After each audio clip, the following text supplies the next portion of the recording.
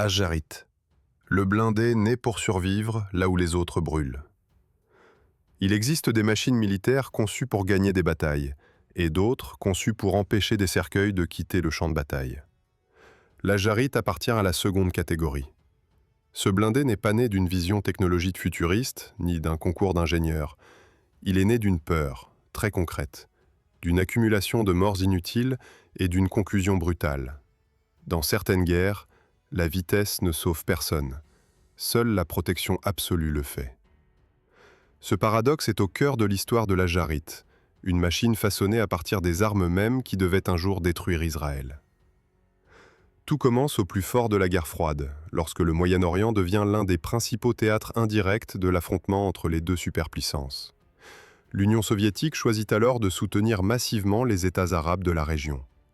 L'Égypte, la Syrie, l'Irak et d'autres pays reçoivent des flots continus d'armes modernes, avions, artillerie, missiles et surtout des chars en quantité industrielle.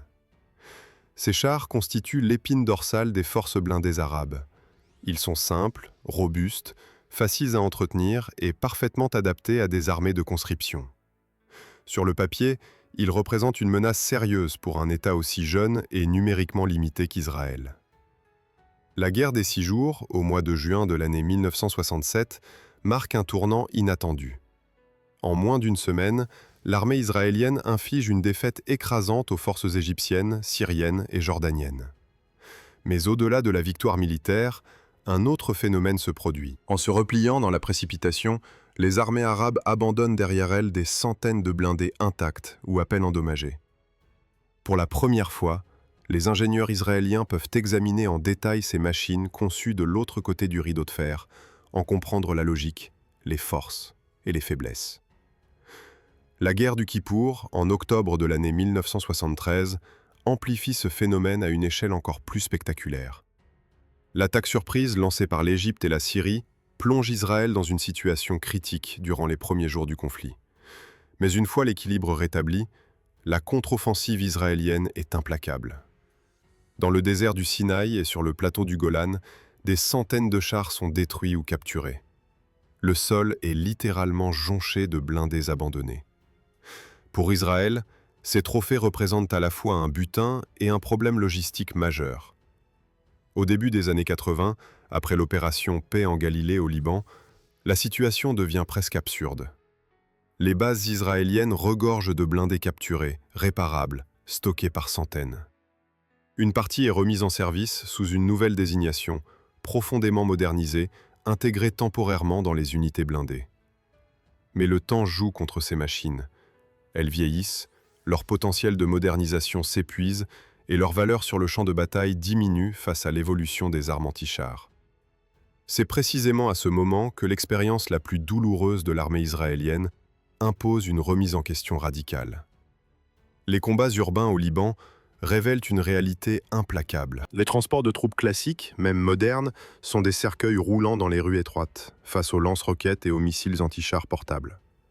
Une seule frappe suffit à transformer l'habitacle en piège mortel. Les pertes s'accumulent, non pas parce que les soldats manquent de courage, mais parce que leurs véhicules ne sont tout simplement pas conçus pour cet environnement. Les états-majors tirent alors une conclusion que peu d'armées osent formuler aussi clairement. Si l'infanterie doit combattre au cœur des villes, elle doit être protégée comme un équipage de chars. C'est la naissance du concept de la capsule de survie. Une idée simple, presque provocatrice. Pourquoi concevoir un nouveau véhicule à partir de zéro, alors qu'un châssis de char offre déjà la meilleure protection possible? Ainsi naît le projet Ajarit, un nom dur, presque brutal, à l'image de sa fonction. Les ingénieurs partent des coques de chars capturés et retirent tout ce qui n'est plus nécessaire à leur nouvelle mission. La tourelle disparaît, laissant place à un volume interne entièrement repensé. Chaque décision est dictée par une seule obsession: permettre à des soldats d'arriver vivants au point de combat, là où d'autres véhicules brûlent après le premier impact. L'Ajarit n'est pas conçu pour impressionner par sa vitesse ou sa puissance de feu. Il est pensé comme un bouclier mobile, capable d'absorber des coups qui détruiraient n'importe quel transport de troupes classiques. Son existence même remet en question des décennies de doctrine militaire occidentale, fondée sur la mobilité et la légèreté. Mais cette rupture doctrinale n'est pas théorique. Elle est le fruit direct de corps rapatriés, de rapports d'après-combat et d'un constat froid. Sur certains champs de bataille, la guerre ne pardonne aucune faiblesse. La transformation commence là où la plupart des projets militaires s'arrêtent habituellement. Devant les ingénieurs israéliens se trouvent des coques de chars devenus inutiles pour le combat blindé moderne, mais encore capables d'encaisser des frappes que peu de véhicules au monde peuvent survivre. Le défi n'est pas de créer une nouvelle arme, mais de repenser entièrement la fonction d'un engin conçu à l'origine pour détruire, afin qu'il protège. La première décision est radicale et irréversible. La tourelle est démontée, sectionnée, retirée sans ménagement. Avec elle disparaît la vocation offensive du char. Ce vide laissé au sommet de la coque n'est pas un problème, mais une opportunité. Là où se trouvait autrefois un canon destiné à percer des blindages, les ingénieurs voient désormais l'espace nécessaire pour accueillir des hommes, leur équipement, leurs munitions et surtout leur chance de revenir vivants. Très vite, un obstacle majeur apparaît. Les chars soviétiques capturés sont conçus autour d'un compartiment moteur arrière, ce qui complique considérablement l'installation d'une rampe de débarquement, élément jugé indispensable pour un combat en zone urbaine. Sortir par des trappes supérieures sous le feu ennemi est synonyme de perte immédiate. Or, sans rampe arrière, l'idée même du transport de troupes lourds perd son sens. La solution adoptée est complexe, coûteuse et audacieuse. Le groupe motopropulseur est déplacé, reconfiguré, compacté. Les ingénieurs israéliens modifient profondément l'agencement interne de la coque afin de libérer un passage vers l'arrière. Ce travail nécessite une refonte quasi complète de l'intérieur du véhicule. Rien n'est laissé intact. Chaque centimètre est optimisé, chaque volume réattribué. Une fois l'espace dégagé, la rampe arrière devient le cœur du concept. Large, blindée, capable de s'abaisser rapidement, elle permet à l'infanterie de quitter le véhicule en quelques secondes, protégée par des tonnes d'acier. Cette capacité change totalement la dynamique du combat. L'infanterie n'est plus contrainte d'attendre que le véhicule s'arrête sous le feu. Elle peut débarquer pendant que la machine continue d'avancer, réduisant drastiquement le temps d'exposition. Mais l'Axarite ne se contente pas d'un simple recyclage de coques. La protection devient une obsession absolue. Les ingénieurs savent que les menaces évoluent rapidement. Les roquettes anti-chars portables et les missiles guidés prolifèrent dans les mains d'adversaires non étatiques. Une simple épaisseur d'acier, même massive, ne suffit plus. Des couches supplémentaires de blindage sont ajoutées, combinant acier et matériaux composites. Le principe est clair: briser, ralentir et disperser l'énergie de l'impact avant qu'elle n'atteigne la cellule de survie. À cela s'ajoute une protection réactive, composée de modules capables de neutraliser une charge creuse avant qu'elle ne perce la coque principale. Ce choix transforme le véhicule en une véritable forteresse roulante. Le poids augmente inexorablement. Chaque plaque supplémentaire, chaque module de protection rapproche l'Axarite d'une masse autrefois réservée aux chars de combat. Mais ce compromis est assumé. La vitesse maximale baisse, l'agilité diminue, pourtant aucun de ces éléments n'est considéré comme critique. Le cahier des charges est clair: survivre là où d'autres véhicules sont détruits. L'intérieur est conçu comme un espace fonctionnel, sans concession esthétique. Les soldats prennent place sur des sièges latéraux, orientés de manière à permettre une sortie rapide par la rampe arrière. L'objectif n'est pas le confort, mais l'efficacité. Chaque homme sait où poser les pieds, où s'agripper, comment sortir sans hésitation. Dans un combat urbain, la confusion tue plus sûrement que les balles. Le choix de l'armement reflète la même philosophie. L'Axarite n'est pas destiné à combattre seul. Il n'embarque ni canon automatique, ni missile anti-char lourd. Sa mission est de transporter, protéger et soutenir. Un système de mitrailleuse téléopérée est installé sur le toit, permettant au tireur d'agir depuis l'intérieur, sans exposer son corps. Cette décision, à elle seule, sauve d'innombrables vies face aux tireurs embusqués et aux éclats. Un mortier de 60 mm complète l'arsenal. Il ne sert pas à détruire des blindés, mais à façonner le champ de bataille. Fumigène pour masquer une progression, éclairante pour révéler un adversaire caché, projectile explosif pour atteindre des ennemis à couvert. L'Axarite devient un outil polyvalent, capable d'adapter la situation tactique en quelques instants. Chaque test, chaque exercice confirme la validité du concept. Là où les transports de troupes classiques montrent leurs limites, l'Axarite encaisse. Les impacts laissent des marques visibles, mais l'intérieur reste intact. Les hommes à bord comprennent rapidement qu'ils ne sont plus de simples passagers vulnérables, mais le cœur protégé d'une machine pensée pour leur survie. À mesure que les prototypes évoluent, une certitude s'impose au sein de l'armée israélienne. Ce véhicule n'est pas une solution provisoire, mais une nouvelle catégorie à part entière. Il redéfinit la relation entre blindés et infanterie, non plus basée sur la vitesse ou la distance, mais sur la confiance absolue dans la protection. L'entrée en service de l'Axarite ne se fait pas lors d'un défilé ou d'un exercice spectaculaire, mais dans un environnement bien plus impitoyable. Les premières unités qui reçoivent ce nouveau blindé comprennent immédiatement qu'elles tiennent entre leurs mains un outil conçu pour une guerre très précise, une guerre sale, fragmentée, imprévisible, où la ligne de front n'existe plus vraiment. Les rues étroites, les immeubles en béton, les angles morts et les attaques surgissant à quelques mètres définissent désormais le champ de bataille. Les premières opérations révèlent une différence fondamentale avec tout ce qui a précédé. Là où les transports de troupes classiques imposaient une approche prudente, presque hésitante, l'Axarite permet une avancée méthodique. Les unités progressent derrière des blindés lourds, sachant que même une embuscade bien préparée ne se traduira pas automatiquement par une catastrophe. Cette certitude modifie le comportement des soldats. Ils ne se crispent plus à chaque carrefour. Ils observent, analysent et agissent. Dans les quartiers densément bâtis, la coordination entre les blindés lourds et l'infanterie atteint un niveau inédit. Les chars ouvrent des brèches, neutralisent des points fortifiés, créent des axes de progression là où il n'y en avait aucun. Derrière eux, les Axarites avancent sans précipitation, absorbant les tirs sporadiques, les explosions improvisées, les tentatives désespérées de stopper la colonne. À l'intérieur, les soldats restent en alerte, prêts à débarquer en quelques secondes. La rampe arrière devient un symbole de cette nouvelle doctrine. Elle s'abaisse, les hommes sortent, se dispersent immédiatement, prennent position, pendant que le blindé continue sa progression ou se repositionne. Le temps passé immobile est réduit au strict minimum. Chaque seconde gagnée diminue les chances d'un tir précis adverse. Cette mécanique est répétée encore et encore, jusqu'à devenir presque instinctive. Les adversaires tentent de s'adapter. Ils cherchent les points faibles, testent différentes armes, modifient leur tactique. Les attaques latérales, les tirs depuis les étages supérieurs, les engins explosifs improvisés deviennent plus fréquents. Mais l'Axarite encaisse.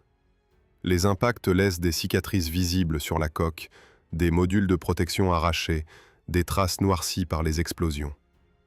À l'intérieur, les soldats restent indemnes. Cette dissociation entre violence extérieure et calme intérieur marque profondément ceux qui en font l'expérience. Le rôle du commandant de bord évolue lui aussi. Grâce au système d'observation, il ne se contente plus de conduire un véhicule. Il devient un véritable chef d'orchestre tactique, coordonnant la progression, désignant des menaces, couvrant les mouvements de l'infanterie avec le feu de la mitrailleuse téléopérée. Chaque décision est prise depuis un environnement protégé, sans exposition directe aux dangers immédiats. Les combats nocturnes mettent encore davantage en valeur les capacités du blindé.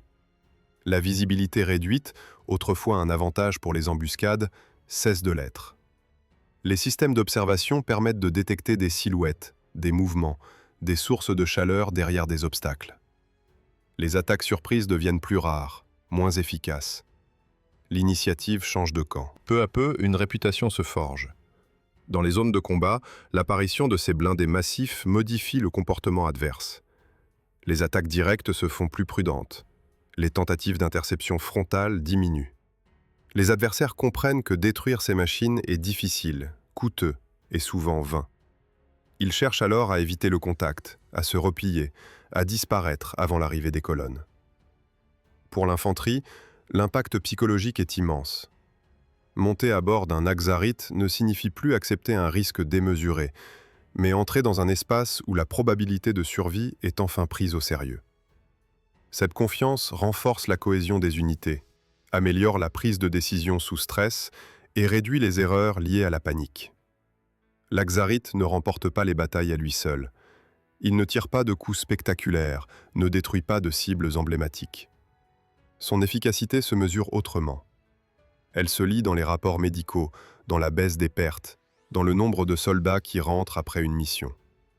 Il devient un outil discret, presque invisible pour le grand public, mais absolument central pour ceux qui combattent à son bord. À mesure que les opérations s'enchaînent, le blindé s'impose comme une pièce indispensable du dispositif.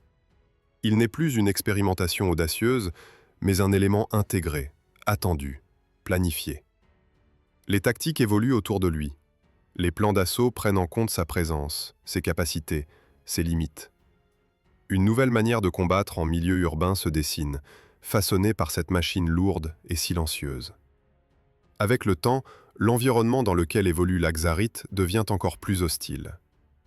Les affrontements ne se limitent plus à des tirs sporadiques ou à des embuscades improvisées. Les adversaires observent, apprennent, analysent les schémas de progression et cherchent systématiquement à exploiter la moindre faille. Chaque rue, chaque carrefour, chaque immeuble devient un piège potentiel. La guerre urbaine entre dans une phase plus sophistiquée et plus brutale. Les attaques par le haut se multiplient.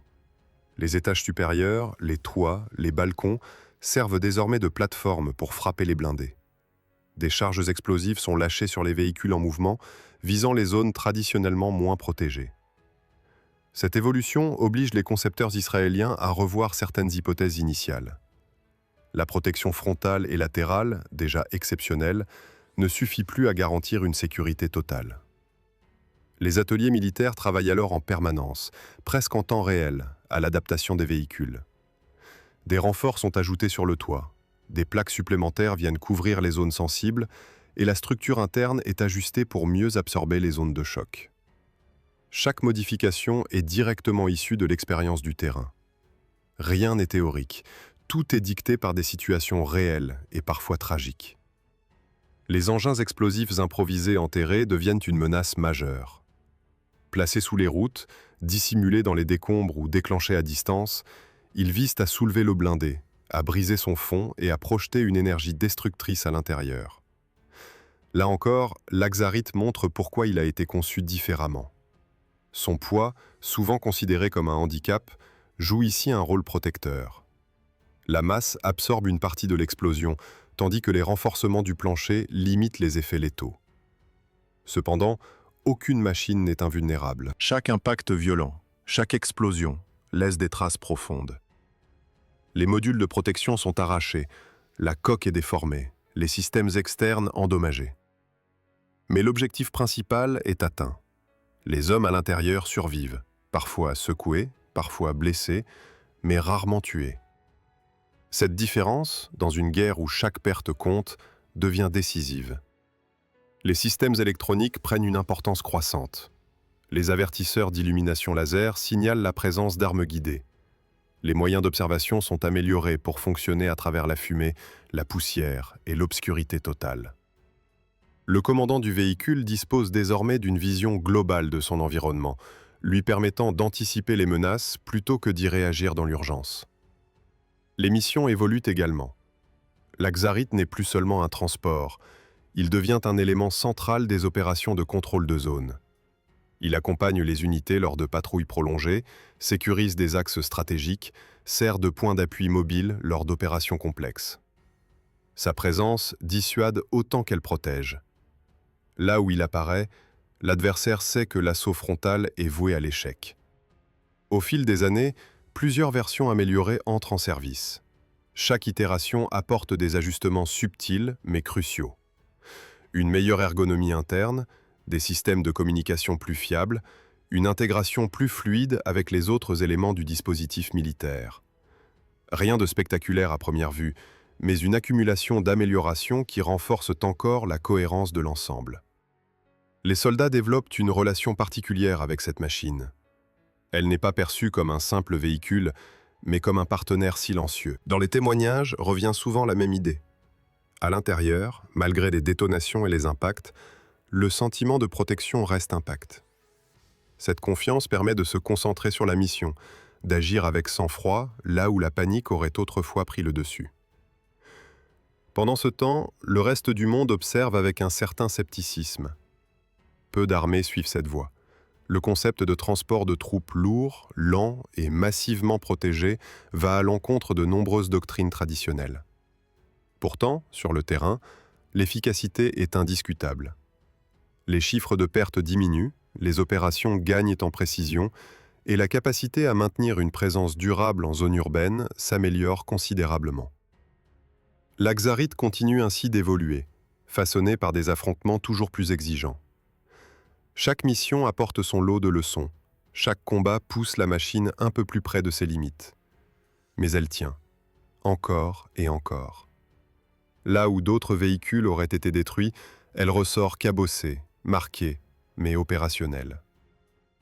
Avec les années, le contexte stratégique continue d'évoluer. Les menaces ne disparaissent pas, elles changent de forme. Les affrontements deviennent plus fragmentés, plus courts, mais aussi plus intenses. Les technologies progressent, les capteurs se perfectionnent, les armes anti-chars gagnent en précision et en puissance.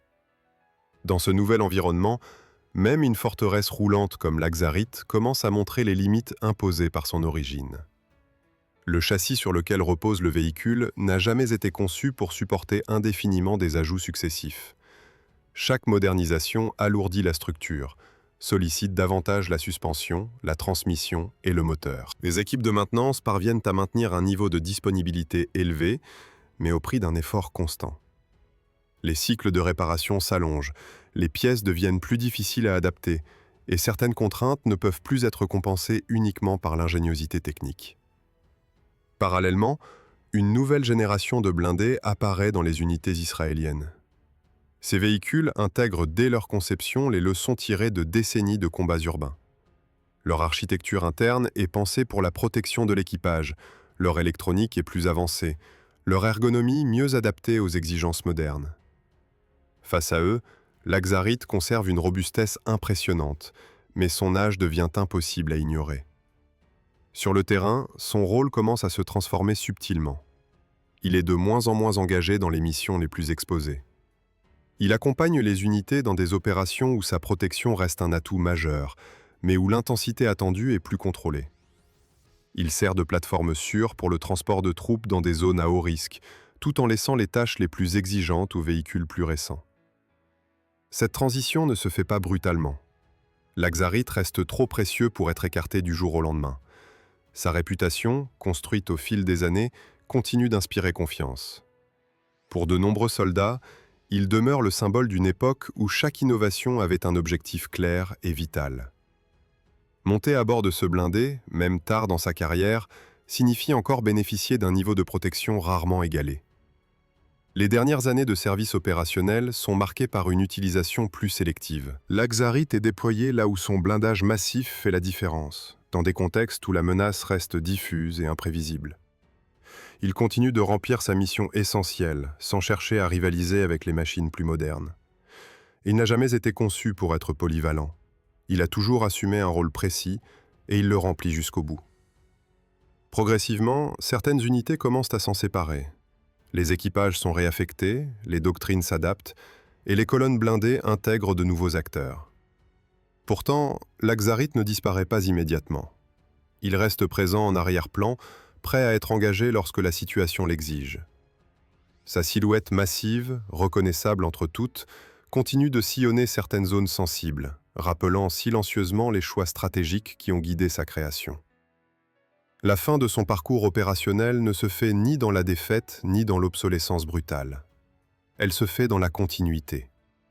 L'Axarite cède progressivement sa place à des véhicules conçus dès l'origine pour le même rôle, mais avec des moyens techniques plus adaptés au présent. Il n'est pas remplacé parce qu'il a échoué, mais parce que le temps impose toujours de nouvelles solutions. Lorsque les derniers exemplaires quittent les unités de première ligne, ils laissent derrière eux une empreinte tangible. Non pas une leçon abstraite ou un héritage théorique, mais une réalité mesurable. Des milliers de missions accomplies, des zones sécurisées, des soldats transportés au cœur du danger et ramenés vivants. C'est dans cette discrétion que réside la véritable signification de l'Axarite. Il n'a jamais été pensé pour être admiré. Il n'a jamais cherché à impressionner par des performances spectaculaires. Son existence répond à une seule logique, implacable et sans compromis. Dans certaines guerres, survivre est déjà une victoire. Et pendant des décennies, là où d'autres véhicules brûlaient, l'Aksarit a tenu. Si cette histoire t'a intéressé, mets un like pour soutenir la chaîne, abonne-toi pour ne pas manquer les prochaines histoires de blindés et de conflits modernes, et écris en commentaire ce que tu penses de ce genre de machine née directement du champ de bataille.